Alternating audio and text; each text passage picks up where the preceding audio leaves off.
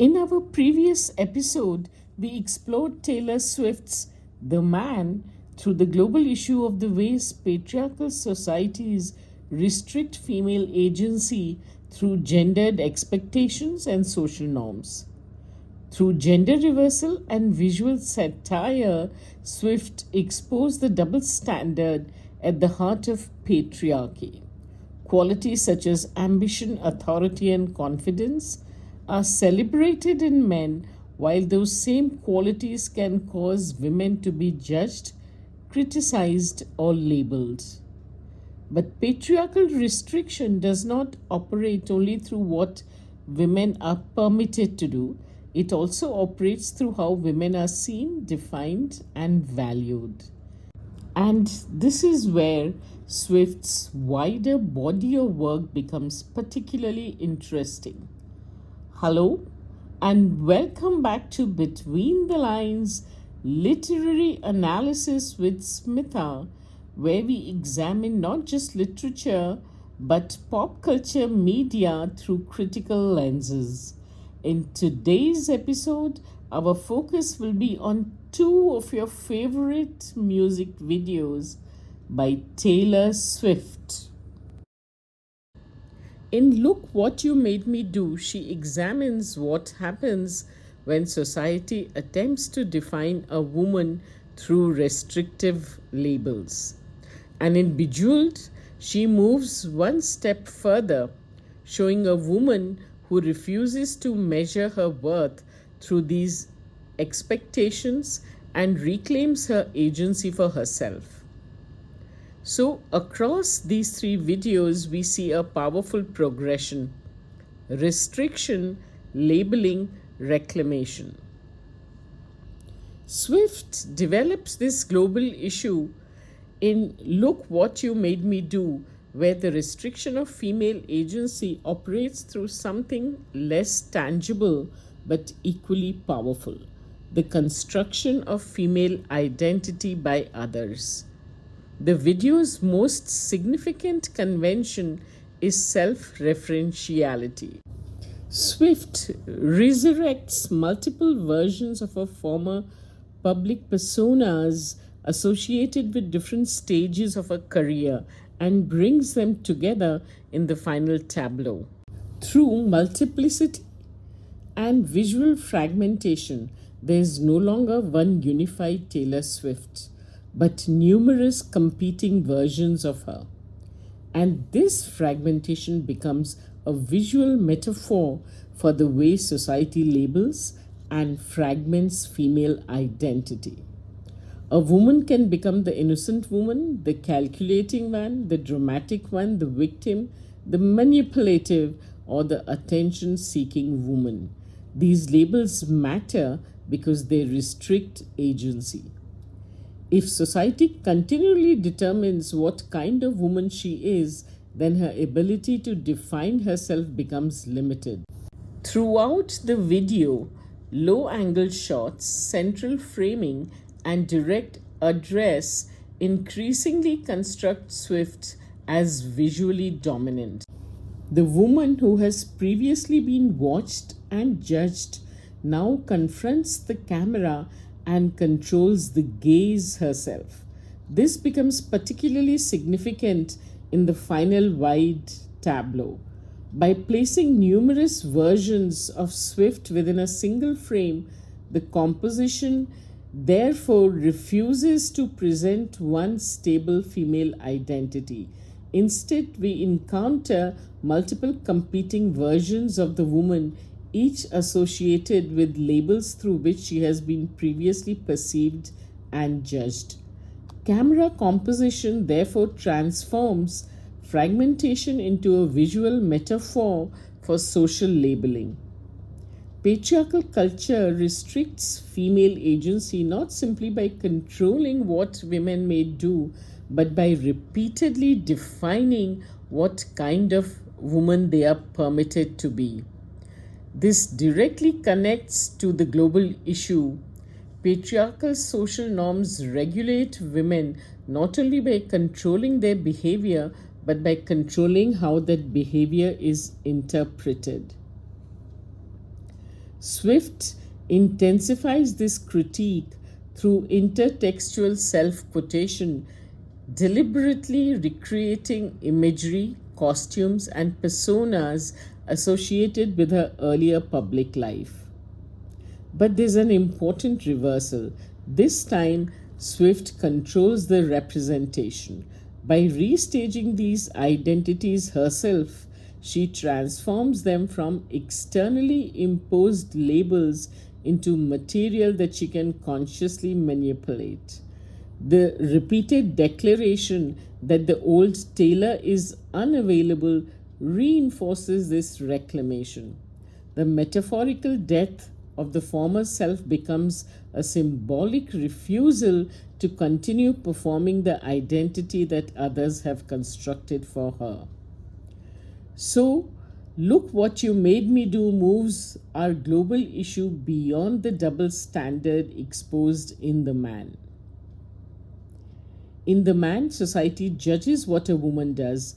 Here, society attempts to determine who the woman is through self-referentiality, multiplicity, visual fragmentation, intertextual self-quotation, and symbolic destruction. Swift exposes the restrictive power of social labeling. And that reclamation becomes even more explicit in Bejeweled. If Look What You Made Me Do is about refusing the identities imposed upon a woman, Bejeweled asked what happens when she begins to recognize her own value independently of those judgments. Finally, Swift explores the reclamation of female agency in Bejeweled using not only fairy tale intertextuality but also mise-en-scène, costume, lighting, camera framing, and performance to visualize the protagonist's movement from restriction to self-possession. At the beginning, Swift's character occupies a subordinate domestic position. Through mise-en-scène and spatial hierarchy, she is located within a world that diminishes her value and defines femininity according to desirability and marriageability. Swift then appropriates the familiar Cinderella archetype, invoking a narrative in which a woman's transformation traditionally culminates in being chosen by a prince. But Swift rewrites both the fairy tale and its visual conventions. As the video progresses, the mise-en-scène moves from relative domestic confinement towards increasingly expansive and spectacular spaces. The spatial progression externalizes the recovery of agency. As the protagonist becomes more autonomous, she occupies more visual space. Costume reinforces this transformation. Increasingly elaborate jewel-covered clothing moves the protagonist from the visually diminished to the spectacularly visible. But importantly, she does not become spectacular in order to be chosen. She chooses spectacle for herself. Lighting and color intensify this reclamation. The increasingly luminous imagery visually echoes the language of shimmer. The modal verb can establishes capacity, still establishes persistence, while the visual motif of luminosity transforms that surviving power into something we can actually see. The lyrics and cinematography therefore work together. Can signals capacity, still signals persistence, shimmer signals self-generated visibility. Camera framing also participates in this transformation. As the protagonist gains confidence, she increasingly becomes the compositional center of the frame. Her movement from subordinate positioning towards visual centrality symbolically moves her from the margins of somebody else's narrative to the center of her own. Finally, Swift's performance and choreography transform the female body itself into an expression of agency. Confident movement, deliberate posing, and command of space present visibility not as something imposed upon the woman, but as something she consciously performs. And that is why Swift's rejection of the conventional Cinderella ending becomes so significant. The woman's reward is no longer being chosen by the prince, it is choosing herself. Through fairy tale intertextuality, mise-en-scène, costume transformation, color and luminosity, camera framing, performance, and narrative reversal, Bejeweled challenges patriarchal norms that teach women to measure their worth through male approval. The protagonist moves from confinement to transformation to visibility, finally to self possession, and ultimately from being an object waiting to be chosen to becoming a subject who determines her own value and identity. Taken together, the three videos create a remarkably coherent exploration of a global issue. In The Man, Swift exposes the system. Patriarchal society applies different standards to male and female behavior. In Look What You Made Me Do, she exposes another mechanism of that system. Society labels and constructs female identity, limiting a woman's ability to define herself. And in Bejeweled, Swift moves towards reclamation as the woman rejects external measures of value and asserts her own visibility, worth, and independence. So the body of works develops through a clear progression. The Man, restriction, Look What You Made Me Do, labeling, Bejeweled, reclamation. And perhaps that is the most significant argument running across Swift's body of work. Patriarchal power does not restrict female agency only by saying you cannot do this. It can also say, this is how you should behave, this is how we'll judge you, this is who you are, this is what you makes you valuable. Across these three videos, Swift systematically challenges each of those restrictions. And that is where the three videos converge on a global issue.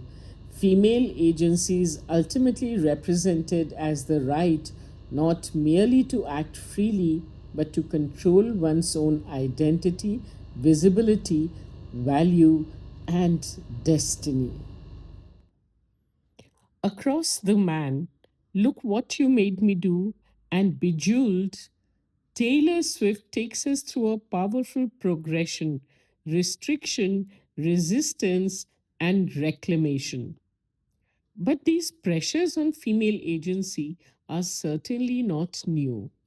More than a century before Taylor Swift, Henrik Ibsen was asking remarkably similar questions. In his modern realist tragedy, A Doll's House, Ibsen presents Nora Helmer, a woman confined not by a physical prison, but by the expectations of wifehood, motherhood, respectability, and obedience. So, what happens when Nora begins to question the identity that patriarchal society has created for her? That's where we go next as we connect the same global issue to our literary text for the individual oral, Henrik Ibsen's A Doll's House. Until then, keep looking, keep watching, keep reading Between the Lines Literary Analysis with Smitha. Till we meet again, to explore the same global issue in Henrik Ibsen's modern realist tragedy, A Doll's House. I'm Smitha. Thank you for joining me.